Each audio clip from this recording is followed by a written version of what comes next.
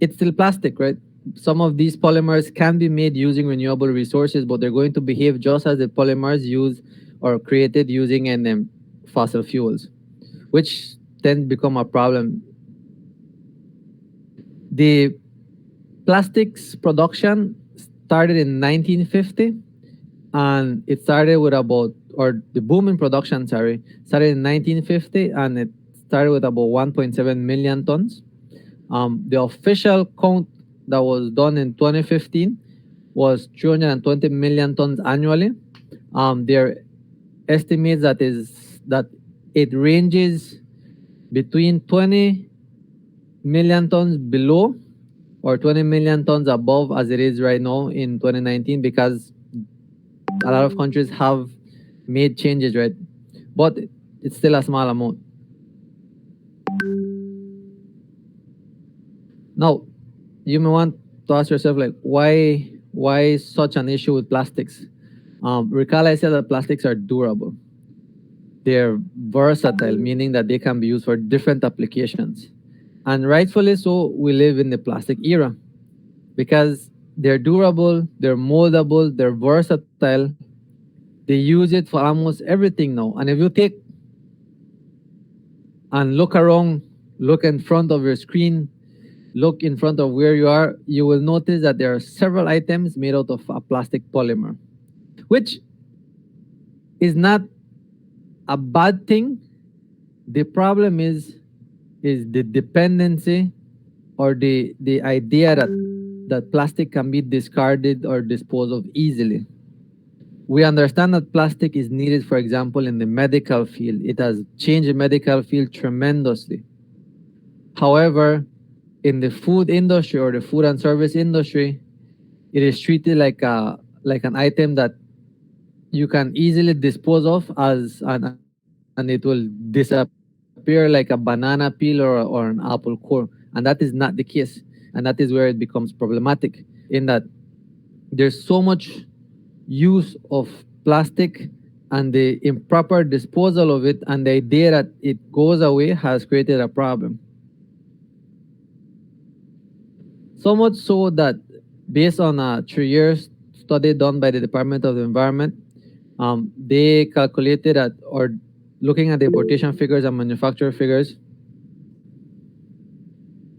Okay, why a major? It has changed the medical field tremendously because it has allowed um, for production of much needed medical equipment at a large scale.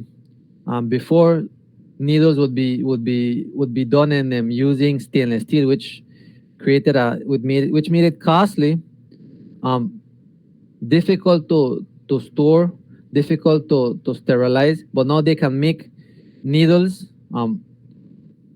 Sorry for, and it's a bit inconvenient, but disposable needles that are easily sterilized, easily manufactured, easily distributed. And take the pandemic, for example, we need a lot of needles, right, to vaccinate the public, to drive a vaccination campaign. So it has its benefits, particularly in the medical field, right?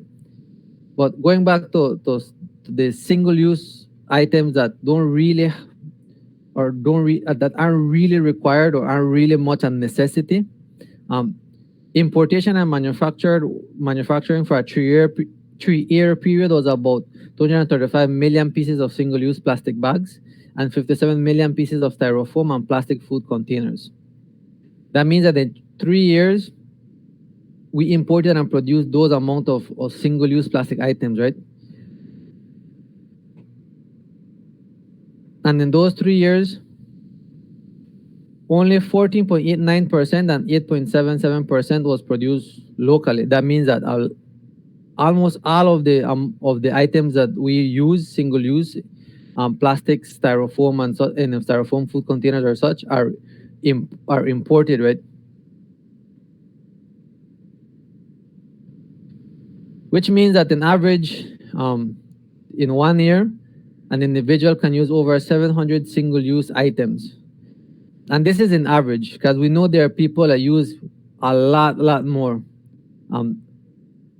And this is also going by figures of what's imported or what's registered as large importations, because there's also amounts that are not registered because they're smaller amounts, but they tend to accumulate.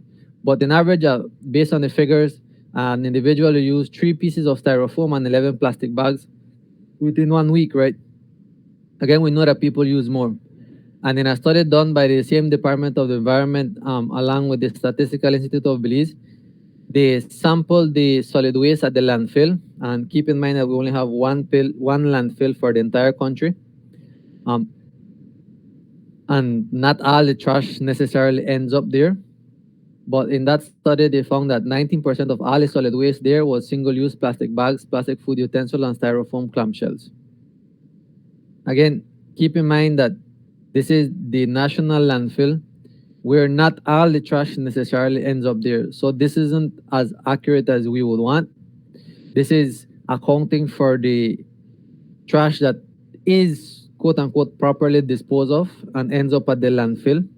It's not accounting for the municipal dump sites. It's not accounting for the illegal dump sites. It's not accounting for the rural dump sites. It's not accounting for littering, right? So this percentage can be even way, way bigger. And it's worrisome. Because, like I said earlier, plastics are durable. And if you look on your left, you'll notice a timeline of how much time it takes for certain items to break down, not decompose, to break down. A cigarette butt, about 10 years. And you may ask yourself, why a cigarette butt if it's paper? Actually, the cigarette butt has a polymer filter. So what you're throwing there is literally a plastic piece. So it takes about 10 years to start to break down. A plastic bag, about 20 years. Styrofoam cup, 50 years. Aluminum cans, which tend to have a polymer film within the aluminum can, 200 years. Plastic beverage holders, 400 years. Diapers, 450 years. Which means that all the diapers ever produced are probably still there, starting to break down some, which means that some of the diapers you guys may have used or your parents may have put on you are still out there. Plastic bottles, 450 years. Fishing lines, 600 years. And a lot of time people have this focus on the 3 R's, right? Reduce, reuse, recycle. And a lot of people lobby a lot on recycling. And they look at recycling as being the solution for these issues. Unfortunately, recycling has only accounted for 9% of all the plastic ever produced. And this is even more worrisome because of the fact that developed countries have not been able to effectively run a recycling program. And I will use the US for example, because everybody thinks the US is the most developed and the one that has all the answers. What they actually do is they sort out their trash, all good and proper up until a certain point where it comes to the actual recycling. It's so much for them that for quite some time the US, the EU, and a lot of developing nations were shipping their trash to China for China to recycle. It got so big and it became so much of a problem that China eventually said, that's it. We're not going to take anyone's trash. You guys have to figure it out on your own, because they couldn't handle the volume for recycling. Now, a recent report has shown that instead of the US owning to their problem on recycling and try to boost it and try to figure things out, they are looking at less developed countries as an area to move their recyclable trash, right? Which then ends up accumulating in these less developed countries, and it doesn't really end up being recycled. It just ends up polluting or sitting in these less developed countries. And this is the truth about recycling, that it's not a solution. And the only way recycling can start to have an effect on the amount of plastic produced is if they limit production, if they put caps on how much plastic is produced yearly, because they can barely handle what's out there now, right? So they need to put caps on production so that the recycling can start to have an effect. Otherwise, it's going to be like trying to map a wet floor while the faucet is running. And unfortunately, a lot of the trash that ends up going to less developed countries or improperly disposed of or sitting in places many a time find its way into the ocean. About 33 billion tons of trash end up in the ocean every year. That's the equivalent of about 2 dump trucks just letting its content into the seas every minute, right? And it's an uncomfortable truth, but it is what it is with plastic. And it spreads. It has been found in the far reaches of the ocean. It has been found in the stomachs of fish, in the tissue of fish, because plastics don't decompose, they break down into microplastics. And many a times they end up entering the food chain because when they break up into microplastics, they resemble plankton, which the fish consume, and then it starts to accumulate.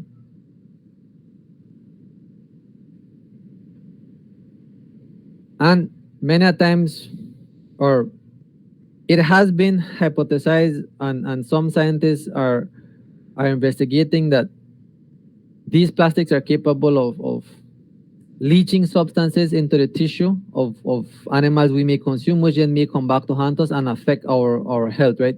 So apart from being an environmental issue, it then becomes a public health issue.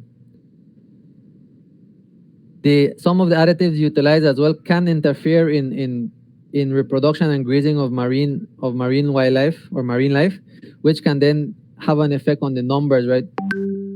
But if you look at that image, there's even more of an immediate effect. That image in this slide is actually an image of a crocodile that had died with a full stomach. And it died with a full stomach of plastic bags.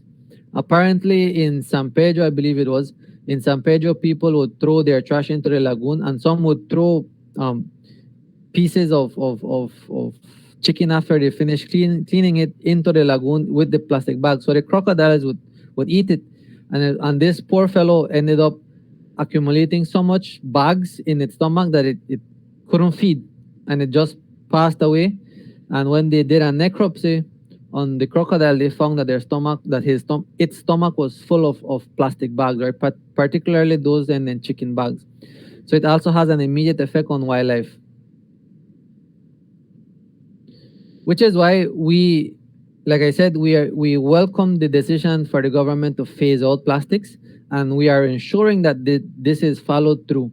On January 15, 2020, that's when the government officially signed the Environmental Protection Pollution from Plastics Regulations, which stated that within 1 year, they would have stopped the importation, manufacturing, selling, and distribution of specific items, which are the t-shirt bags, the bags that they give you at the store, the plastic bags, the foam trays, foam clamshells, foam cups, the foam soup bowls, and the plastic cups, plates, forks, spoon, and straws, right? A lot of items that are utilized for food and beverage, basically. There was a particular note in the law, however, that some industries would be allowed to continue using foam trays. For example, the meat industry that they don't have a proper alternative for proper packaging, so they would be allowed to use that, but only that industry.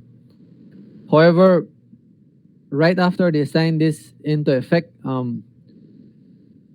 the pandemic hit, and so they had to delay some of the deadlines. In July 15, I believe, 2020, the government extended some of these deadlines. And so far, as we know, the ultimate deadline, because importation and manufacturing of those items is stopped, only sale and distribution is still happening, but the deadline for that is December 31st, 2021. So by the end of this year, there shouldn't be any of these items on the shelf. And if the deadline is upheld, then these things can be reported and the Department of Environment will address it. Depending on the quantities, they can have fines up to $10,000 from $10,000 to $20,000, and depending on how it plays out, they can even serving time in jail, right? And they would have to to fund the proper removal of these items because they're no longer going to allow it to be disposed within country, but they would have to be removed outside of the country, particularly those that are looking to still import, right? And if you want a timeline of how this played out, since 2018, the government of Belize approved that they're going to start a phase out. In 2019, the farm committees, which they formally invited us to some of them for communication and strategic planning, and technical committee to ensure that whatever replaces these plastic items are truly better options. And after formation of these committees, discussion with different stakeholders in January 15, that's when the government enacted this into law, right? On the image on your right, you may see some of the original deadlines, which stated that April 15, 2020, importation should have stopped, July 15, 2020, manufacturing, October 14, 2020, the sale and possession by January 14, 2021. But in July 14, 2020, that's when the government, via the Department of the Environment, extended the deadlines. They have extended it again unofficially, but we understand that the final deadline is for December 31st, 2021, no longer than that.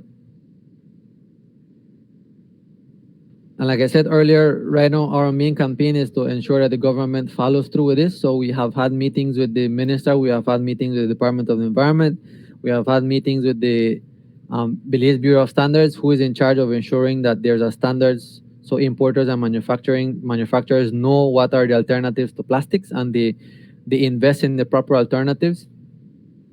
But apart from that, we also share information via presentations like these. We do cleanups to remove what's already there in the environment. Like I said earlier, informational booths and presentation. Info booths right now are on a pause because of the pandemic, but we do still carry out virtual presentations so people are knowledgeable of what's going on and how they can help. We also promote green vendors. There's a lot of people who are investing in right products and creating genuine alternatives. For example, on your right, there's an image of what replaces straws. These are bamboo straws. On your left, that's a fashion item, but the way it's made, they incorporate into it the use of discarded fishing gear. So it has an impact on cleaning up the environment because it utilizes discarded fishing gear as in the creation of these items, right? And how do you guys as students, right? How do you guys think you can address or deal with plastic pollution as it is right now, apart from some of the things we are already doing? Anybody cares to participate?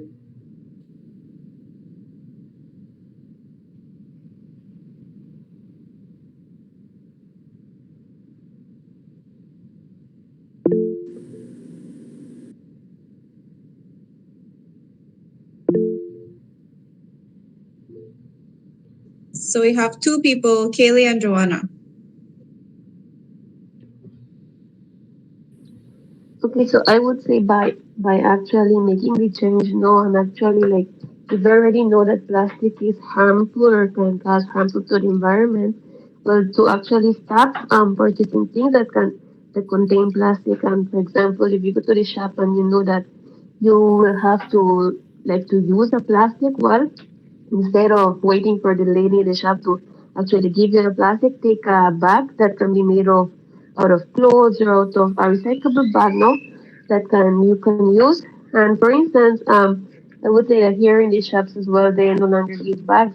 So people are actually forced to like actually to take their bags, to take their own shopping bags so that they can take their groceries or their small little shopping that they do.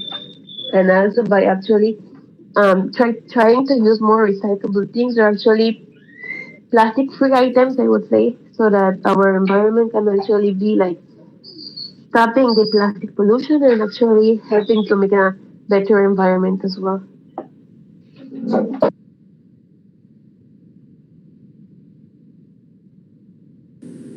My one was like close to Kaylee's one. Like you see, I always go shop there in San Pedro in the ANR store, and they always give like a cloth looking bag like green or blue. I would have suggest like all stores, would have give people bags like that instead of they use too much plastic bags. And actually, a lot of stores have implemented changes on their own, whereby they stop giving out bags. For example, Yanar is one. Here in Corozal, Tortilleria Chicos, they only give you the transparent bag for masa, even though the transparent bag isn't part of the ban, but they only give it out for masa. And then if you want tortilla, you have to take your own bag now, right? There's also some stores that may not have stopped necessarily giving out the plastic bags, but they don't encourage it. They no longer bag your item. They ask you if you prefer a box. That's another thing. And then there are people who, yes, do try to do the change by taking their own bags. And then and nobody's perfect. Sometimes I end up with a plastic item because I was in a hurry, and next thing I know, the bag is already in the items are already bagged, and my reusable bag stayed in my school bag, right? But the point is that we all try, right? We all need to try. We all need to try to get back into the habit, because growing up, we had to take our reusable bags to the store. Otherwise, you come back hugging your items, or if the store owner felt and pity on you, they would give you a box. But before, you had to take your bag everywhere. Before, when there were gatherings, for example, at school parties or and events like that, you would have to take or in the summer schools as well, you would have to take your own dish and utensils so that you get a part of whatever they're sharing, right? And when you used to go buy fried chicken or food, they would all be paper bags, shop paper. I don't know if Miss Silva recalls, but there was the greasy bag. I think that was what we used to call it. I know Miss Silva is I think 2 generations after me, but we used to have the greasy bag whereby you go buy fried chicken and they give you in a bag, and they call it a greasy bag because the bag would absorb all the excess oil from the fried chicken, right? And somewhere along the line, everything changed to foam and plastic. So going back to some of these habits help. Going back to some of these habits help, and it's a great way to start to address the plastic pollution problem, right? Other than some of the options we already shared. And to add to yours guys' response, we have, or before the pandemic, we were carrying out somewhat of small workshops at different institutions to try to get them to be a part of the solution, right? For example, in Independence, my colleague there, she taught these students how to make reusable bags using discarded and clothing. In Belize City, we also assisted, I think that was SCA, in raising funds to ensure that each classroom has access to a water dispenser, so that the students no longer have to purchase bottled or pouch water. They would need to take their cups and bottles and be able to refill it without having to purchase bottled or pouch water, right? And then that minimizes the use of single use. Now, I know you guys all have social media. I know you guys are probably more knowledgeable in social media than me. So I'm pretty sure you may have encountered an innovative way to deal with plastic, right? Anybody cares to share an example that they may have seen? And I ask this question particularly because there's a call for project proposals from the Caribbean, whereby, and if any one of you is interested and thinks you have an idea and you want to participate in that project proposal, the winning proposal will get a funding of 20,000 US to come up with a prototype or a startup of the proposal, and then they will present it to the panel, right? But you don't really, for this one, you don't really need to have the product, but just with the idea, as long as it's applicable and they see the need for it. If you win, you can win a grant of 20,000 US to develop it and then present it again to the panel. So anybody has any ideas on how they can use innovation to kick plastic, or what they have seen on social media or on or in or in on other sites?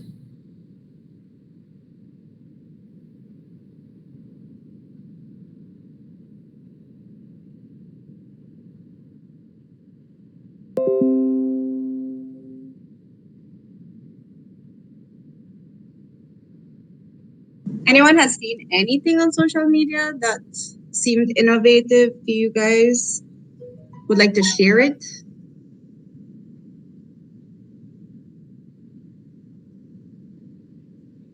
Or any ideas that you have on your own?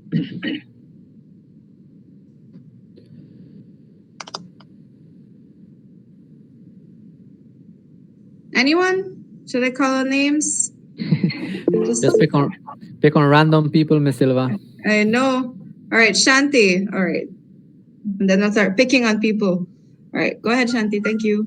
Good morning, everyone. Good morning, sir. Well, for me, what I have seen on social media is this teacher. Well, he's like using the plastics, like to make plastic garbage, like garbage buckets out of like bottles that they he used to collect them, and then that he would use it to build like plastic bins whereby students would throw their garbage there instead of just like buying the plastic ones. He would use the plastic and be like make it reusable then.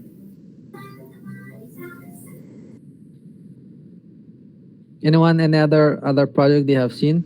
Miss, what I've seen on social media is that some people use this plastic, they reuse the plastic then to make flower pots. That is what I have seen. Like me personally, that's what I use. Like we tend to have like, for example, the big gallon for water, and sometimes it just drops and then it just breaks. So what I tend to use it like in flowering. So I think each one of us can start doing that, like using it that in a positive way, like for example in planting.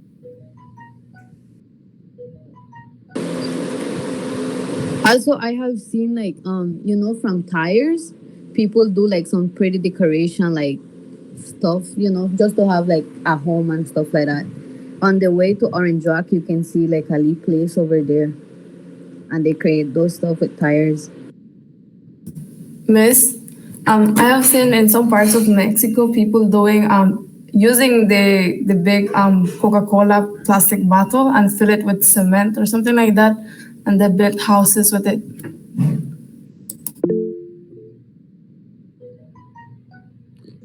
Go ahead, Elvis. Oh, I have also seen that similarly to the plastic with the bottle of the Coke, the Coca-Cola, the big one, they use it to plant like for an indoor planting where they usually plant their cilantro, small little vegetables inside. See, so you guys have seen these projects, right? And they're very noticeable. Some of them are taking place in country when it comes to using plastic items or discarded plastic items as flower pots or for gardening. Then in other countries, there's even they take it a step farther, like you guys stated. Using plastic bottles to make what they call eco bricks. They compact sand or other plastic trash into the plastic bottles, and they can use it either vertically, whereby they use chicken wire to keep it in place and then they put plaster over it, or they can use it horizontally. This is the one that usually they compact with sand, and then they use mortar or cement to stick it together and actually build structures out of it, right?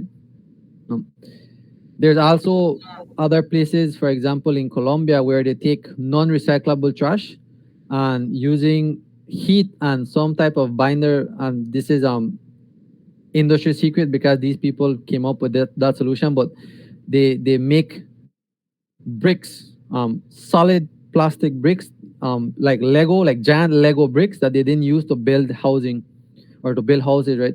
And so these are things that are happening, and that I believe to a certain extent some things can be replicated in country. In Kenya, there's a young lady that's using shredded plastic, a specific polymer, that they heat up with sand, and it binds and creates like a mix of concrete that then they mold into pavers.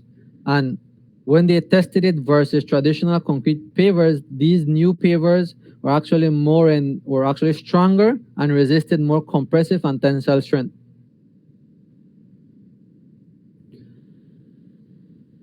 Thank you. I saw Jonathan wanted to speak. Jonathan? No, miss, I was just about to say what Mr. Rivera said about the plastic bricks and their compression strength. See, and thank you for that. It's very heartwarming to know that you guys are seeing the information, right? That you guys are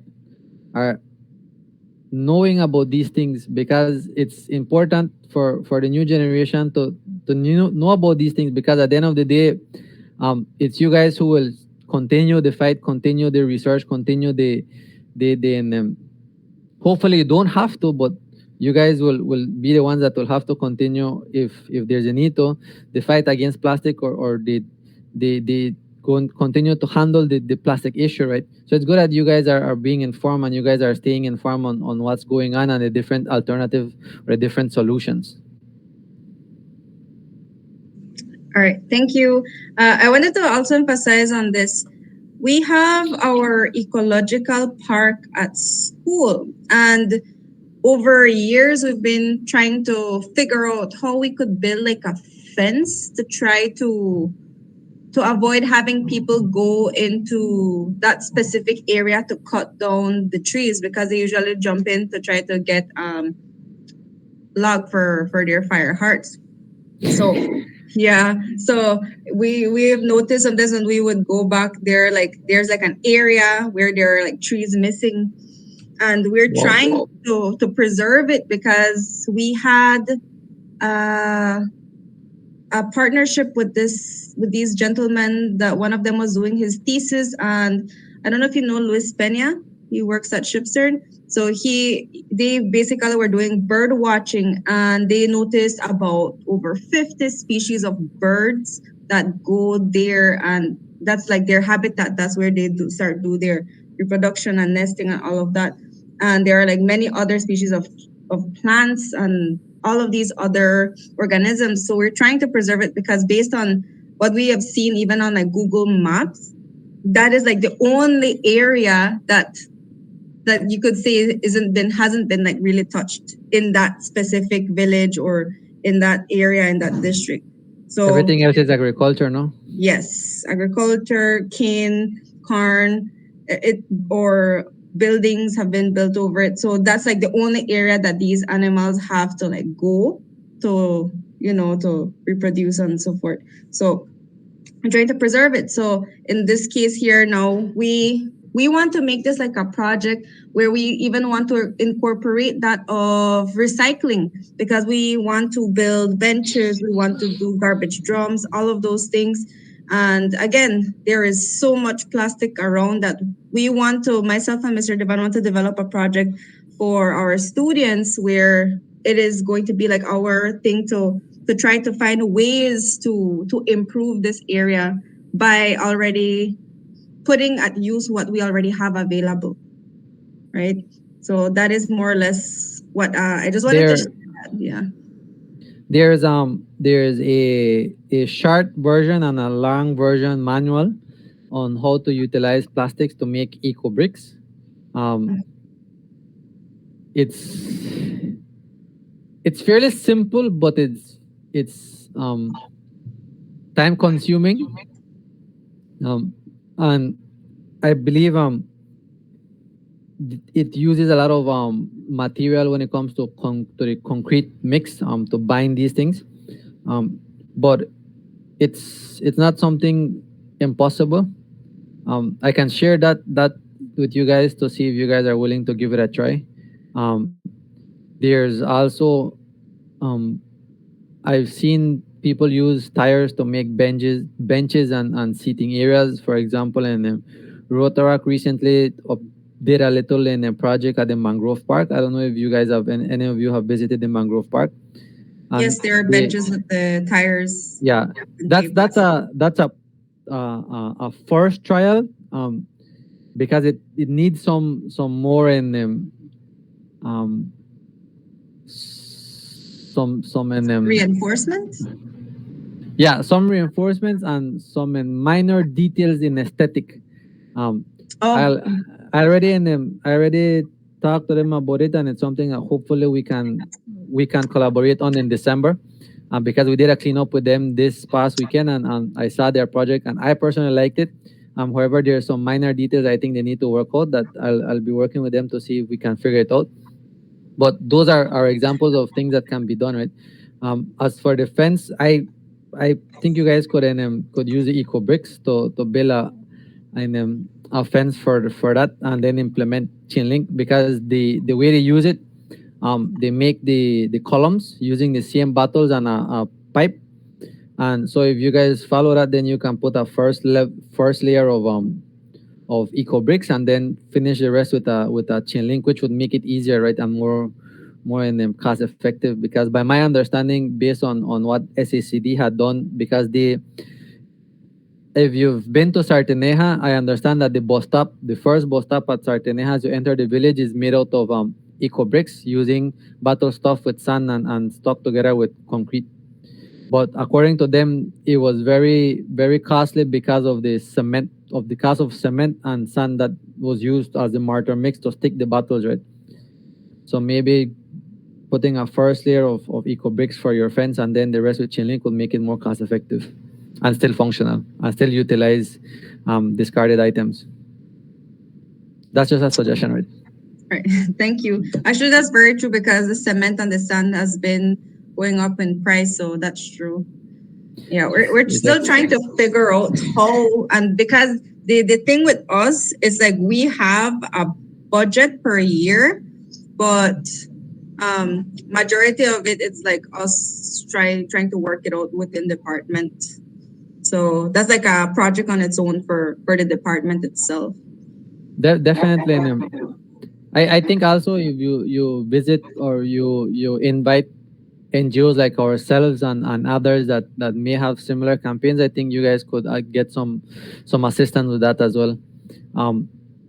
Sadly, we're closing off the year very, very soon, but it's something that maybe, and if you guys decide to revisit, you can contact us and see if we can do it next year.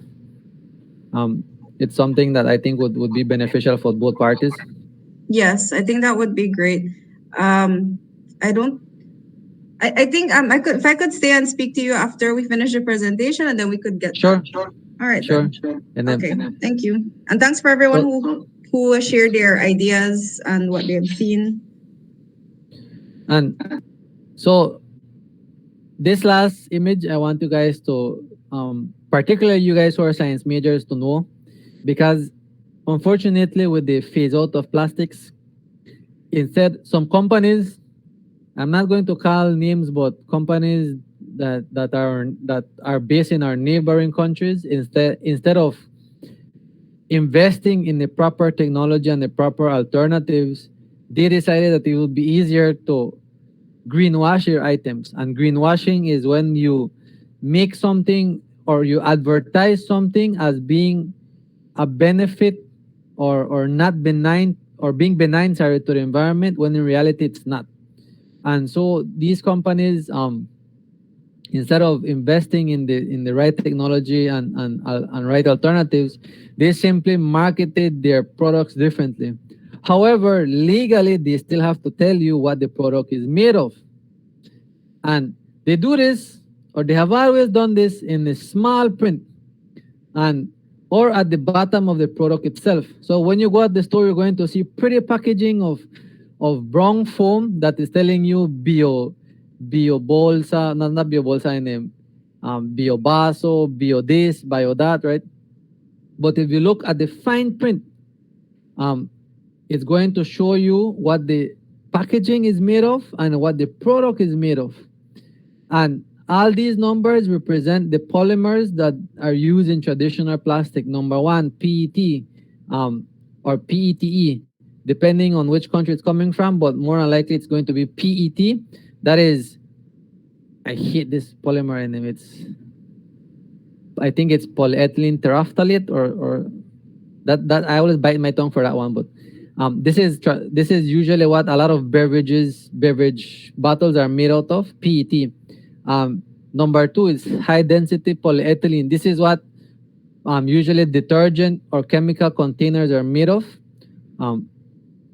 Number 3, PVC or V. This is polyvinyl chloride. This is what usually it's again for chemical bottles or detergent bottles or in a stronger type of plastic is needed.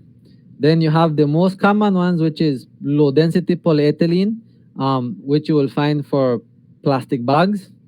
Polypropylene, which you will find for cups, forks, spoons. The same thing with number 4. These are more common in the single-use disposable items. Then number 6, which is polystyrene, which is foam, right? And if you look at a lot of these items that are greenwash, you're going to see that they have number 4, number 5, or number 6. Because they cannot, even though they falsely advertise that it's environmentally friendly, they still have to tell you what it's made of. And these polymers are polymers that do not biodegrade. They have been subjected to numerous studies at numerous conditions, and they do not biodegrade. So if you look at the fine print and you notice these numbers, then you know that it's a traditional, or it's one of the conventional polymers that do not biodegrade. Number 7, other, usually is referred to in either mixes of plastics, which make it difficult to biodegrade and not necessarily difficult to recycle and obviously not biodegradable. Or there's a new polymer that falls under 7 because it's not one of these, and it's polylactic acid. That is the only polymer that I know has been subjected to tests and is compostable, meaning that you have to compost it. It's not biodegradable on its own. You have to subject it to a composting facility, right? And that is polylactic acid, and that will fall under number 7, but it has to strictly say 7 PLA. But I believe so far the only company that is bringing in these polylactic acid plastics are Madisco, and they are properly labeled as compostable. And at the bottom you will see number 7 PLA. However, again, these are compostable. These aren't you can't throw them on the ground and expect them to biodegrade. They have to be composted, and they have to be subjected to a 60 degrees Celsius temperature so that it starts it starts the first phase of disintegration, and then it starts to go into a biodegradation and in a composting facility, which then comes to the second thing I want you guys to learn, that when in doubt, go with paper. Paper is inherently biodegradable unless it has a polymer attached to it, which you will know because then the paper will have a number 7 written on it, or it will tell you mix. But shop paper, paper bags, and most paper items that are not mixed are readily biodegradable. So when in doubt, just go with paper.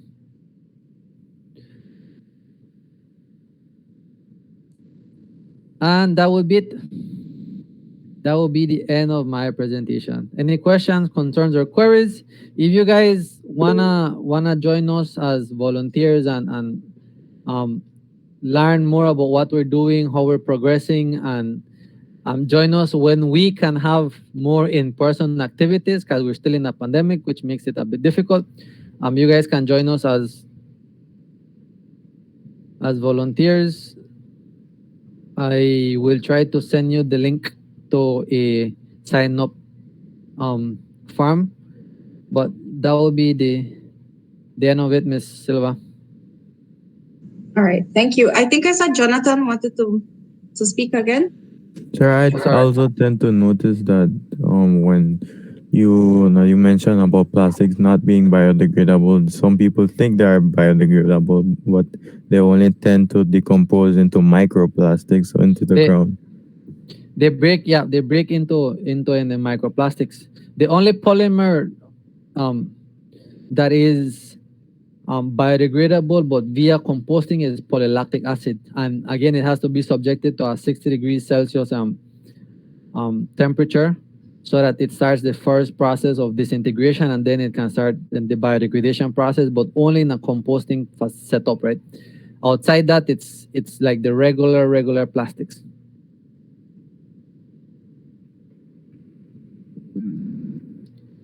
Let me see if I can put the link here. Anyone else has any comments or anything to share? Just anything that comes to mind regarding what Mr. Ryan just presented, or just your thoughts on the presentation in general? If you guys want to sign up as a volunteer, there's a link for one of the farms. You just need to fill it out, and then I'll get your information, and then you can stay informed on what we're doing. We do have some activities now and again, I'll be honest, but I try to keep it to a minimum because we're still in a pandemic. If anybody's interested, we will do a mangrove planting activity tomorrow, and I say I would need about 4 volunteers. If anybody from here wants to volunteer, just shoot me a message, and then it will be at 10 a.m. at Wrong House, Miami Beach. Can we get your contact information, Mr. Ryan, please, so that they could contact you if anything? Anyone Yes. from Corozal in town, or who's willing to come to town for this activity?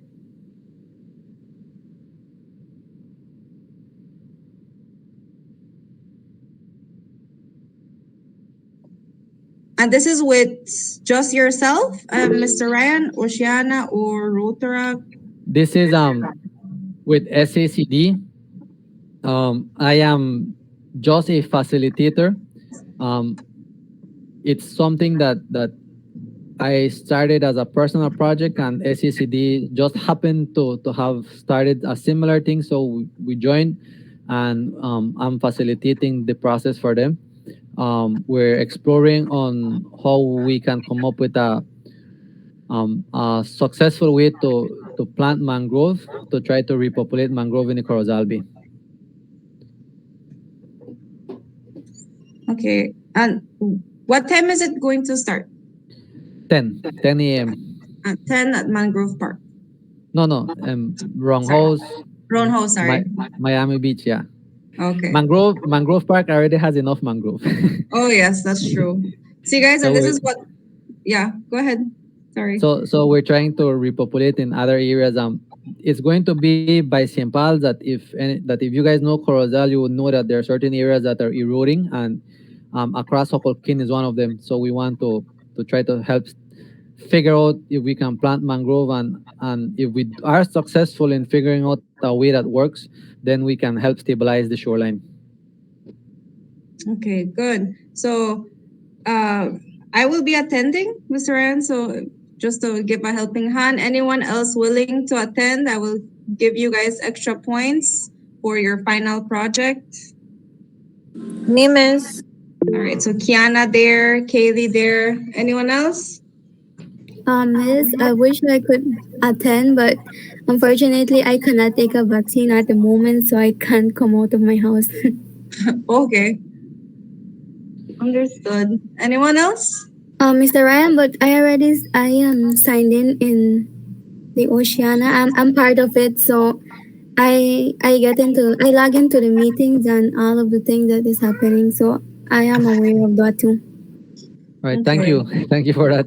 And again, if anybody wants to be a part of our volunteer system, you can click on the link and sign up. You'll stay informed, right? Just that some activities, like I mentioned, I do not advertise openly because of trying to keep it to a low number. Yeah. And also, for example, for the people who are far away, like Joanna mentioned on the side, and I know some of you aren't in Corozal, and it's a big hassle right now to take the bus and so forth. So I'm thinking of writing up a project or a criteria for my class and Mr. Devan's class so that we could give you guys extra points still for the people who are living far away, where you could do the same thing within your community so as to try to spread the awareness, all right, and be environmentally friendly. So for the people who are not presently in Corozal, that is completely fine. We could still work something out, all right? But I will need evidence of your actual philanthropic activities. Anyone else? So I have Kiana and Kaylee from Corozal. No one? All right. Okay. So anything else, Mr. Ryan? No, that would be it, Miss Silva. And just Okay. again, if anybody wants to sign up, just click on the link and sign up. That way we can, you guys can stay informed and help know how you can assist as well. Okay. So for anyone, let's say last minute, for some miraculous reason, you end up waking up and be like, okay, I want to go and plant some mangroves. Still show up, guys. And if you do appear, please find me so I could know that you're there. I am really encouraging you guys to go. Remember, we're science people. This is what we are basically studying for, right? So try to help our country in general or the world overall.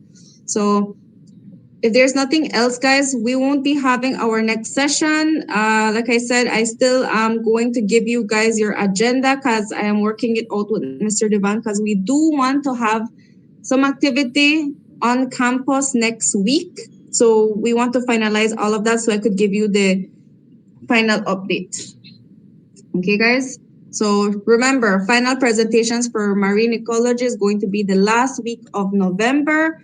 You're still supposed to have everything finalized, your final report with your abstract and everything else by November 19th. I know it's a holiday, but remember now you still have 2 weeks more to finalize the entire thing. So now your presentations will all start from the 22nd to the 26th throughout. All right, guys. So I will just be giving you guys an update as in who is going to present first. And yeah, that's going to be based on your agenda, which will be uploaded by no later than Monday.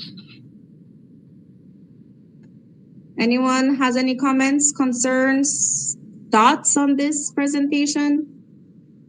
Want to share any words? No one?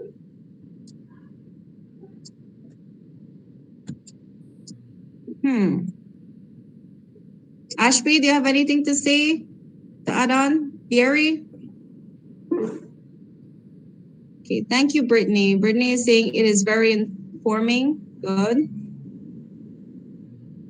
Sherry, nothing? Come on, guys. The people who are usually the ones to express themselves. Elvis, go ahead. Mr. Ryan, I was going to ask, like, for example, my village, like both in the opposite endings, people tend to throw lots of garbages. So, even if there is a sign like saying not dumping of garbage, they would still go ahead and, like, last week I went there and I didn't see no sign. I think they took it up from there. Yeah, and it's which village is this? Agaspan Ridge. It's a national issue, to be honest, which is one of the many reasons we advocate or we have asked for the Department of the Environment to be decentralized, because right now they are the ones who have the mandate or the authority to ensure these things don't happen and issue tickets, which can range from $500 to $5,000. So that people discontinue these poor practices. And then solid waste management is needs to address these issues, because while the people should know better, in a way, the there also need to there also needs to be a proper way for them to, or a proper venue for them to dispose of or take their trash so that this thing doesn't continue happening. Um, it's sad. It's sad at times. And that's why I mentioned earlier that the studies that they did for the landfill did not account for these rural dump sites. Some villages have assigned dump sites that they monitor and then handle. And by handle, I say that they burn every now and again, something that we're not in support of. But that is why we also believe that solid waste management needs to start updating or figuring out how to ensure that everybody in the country has proper access to solid waste management, right? And if your question is how you can address it, the only people who can legally address it is Department of the Environment. Ways you can probably discourage it is signage. But if you're telling me that they remove the sign, then I'm sorry to laugh, but then it's kind of indicative that signage won't work. But you can, or they can, the village council can appeal to the solid waste management if there isn't an assigned dump site, for them to figure out a way to ensure that their trash is properly, or quote unquote properly, disposed of. Or the village council can approach the Department of the Environment to try to assist them in dealing with this issue, because they would be the two departments directly responsible and with the mandate and with the legal authority to do anything.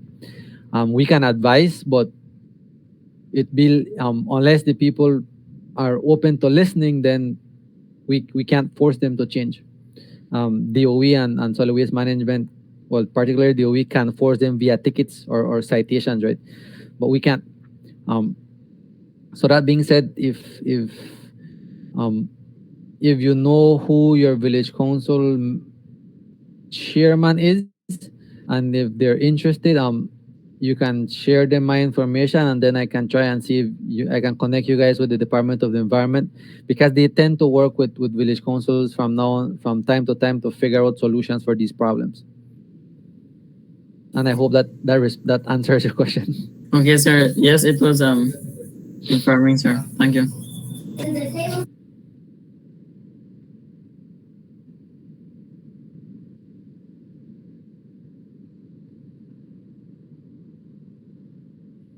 All right, thank you. So, all right, Sherry posted on the side. The presentation was very good. I didn't know about the bricks, but now I do. And Miss, I really like what you and Mr. Devan are trying to do with the fence, and I'm looking forward to help with the project. Thank you very much for your feedback, Sherry. Yes, I'm very much looking forward to having you guys work along with us and, try to improve whatever access we have to any locations, right? So as we move along, it's something that we want to go and do everywhere else, right? But to be honest, usually we would do our community outreach as well within the nearby villages. We would help along, for example, during Christmas time or at the ending of the semester, we collect whatever donations you guys are willing to give, whether it being clothing, canned items, and then we would go and give it to any families nearby that need the help. So it's something that we try to do every year, but with the pandemic again, there is that specific limitation, but we still want to go ahead with it as we move along. All right, thank you very much. So Damaris is saying, I personally think we can and should make change to the plastic problem starting in our own homes and educating others. Yes, and that's the only thing. I feel like most people don't have that specific, I would say, discipline when it comes to that of the recycling. So that is the difficulty when it comes, because most people could say, oh, I want to do this, I want to do that. But when the time comes, I guess that practice isn't there as yet, right? I think the key word is practice, Miss Silva, and it's easy. It was easy to become lazy. And I mean no disrespect, but it was easy for us as a culture to to buy into the plastic use, single use plastic, because it wasn't necessary for anybody to take their bags or carry around a bag anymore, right? But now that we have to put an effort, it is becoming a bit more tedious, a bit more difficult. But I think it's doable. And to be honest, I prefer if all of us tried than having just two people being perfect, because it's more beneficial when a lot more people are trying than just having two perfect people. Yes, that's true. So in the case of myself and Mr. Devan, we could, I would say, I wouldn't say force you guys, but encourage you guys by giving like this reward system with extra points or as a project to see how well you guys could start off with it. And then maybe with consistency, you guys get used to it, right? And then follow up and maybe share that specific idea and mannerism with your family members or whoever it is that you have in the household, or friends and family, anyone nearby. All right. Anyone else? Oh, Jamili, she wanted to volunteer. Where are you from, Jamili? I'm from San Jose Village, Orange Rock. Okay, it's a distance. So yeah, I don't want to pressure you guys into taking public transportation or anything for this today. I mean tomorrow, sorry. But I mean, if you are willing to, then that would be great. I think there are buses that pass by. I'm not sure the schedule though. That's like the only thing. But if not, then I will be getting like surveys from, I want to hand out surveys to you guys and to the first years, and then group you guys based on locations so that you guys could work along together to get certain projects done, especially within the community that you are located in. Okay. So anyone else? Nothing? Yes, I would also like to point out that the fact of people being informed of plastic use and what we talked about today is some people tend to, and most people, I would say, in Belize tend to ignore it due to the fact that they don't want to have any relation to this, to things like this. Like Mr. Rivera said, some people get lazy about it and don't want to confront the issue or do anything about it. That's true. That is very true. Like there are some businesses as well that they still haven't gotten with the program yet. There will always be some population or a piece of our population that will tend to ignore this issue that is going on. Yes, and that's very true. Thank you for mentioning that, Jonathan. So with that being said, guys, let's try to be good tree huggers and get the information out there, right? And volunteer, even if you don't need anyone to be praising you for your good deeds. Remember, if it's something that's genuine, it's something that you will do out of the love for your surrounding and even for your loved ones. Because remember, in the future, when you have your kids, they're gonna be stuck in the planet that you have cultivated, right? So whatever we do has consequences. So if there's nothing else, I guess you guys could log out. Let me just quickly take attendance and then you guys could log out, guys. Thank you very much for the people who participated and are helping out tomorrow. We really appreciate that. All right, so let me just quickly take attendance, guys. I know today we don't have a couple of our classmates because they have certain emergencies and work emergencies that they have contacted me prior to the session. All right. So Francelli, are you there? Remember, as I call you, you could log out. All right, thank you. Right. Herman, not here. Ashby, Karen. Here, miss. Okay. Here, miss. Okay, thank you. Damaris. Here, miss. Rachel, Shanice. Present. Okay, so no Shanice. All right. Leanne, Linnell, Kaylee. Present. Is Linnell there? Okay. Miss, she said that she emailed you. She went to the hospital. Okay. All right. Thank you. Brittany, Shanti, Naveen. Present, miss. Okay. Thank you, guys. Kiara, Emily, Alanis. Here, miss. Present. Present, miss. All right. Did Alanis say present? No. All right. Sherry, there. Joanna, Kiana. Yes, miss. Right here, miss. Present, miss. Thank you, girls. Owen, Oziel, Gary. Present, miss. Okay. Oziel, Gary. Here, miss. Okay. No Gary? Aisha, Jonathan. Present, miss. Okay. Gary, remember to answer. You're giving me the impression you're logged in, but not really here. All right. So Aisha not here. Ashaili, Elvis, Jamili. Present, miss. Present, miss. Okay, thank you guys. All right. So if there's nothing else, you guys could log out. Thank you very much, guys. Okay, so I could talk to you, Mr. Ryan. I hope you're not playing around, Gary, or with your guitar. All right. Thank you, though.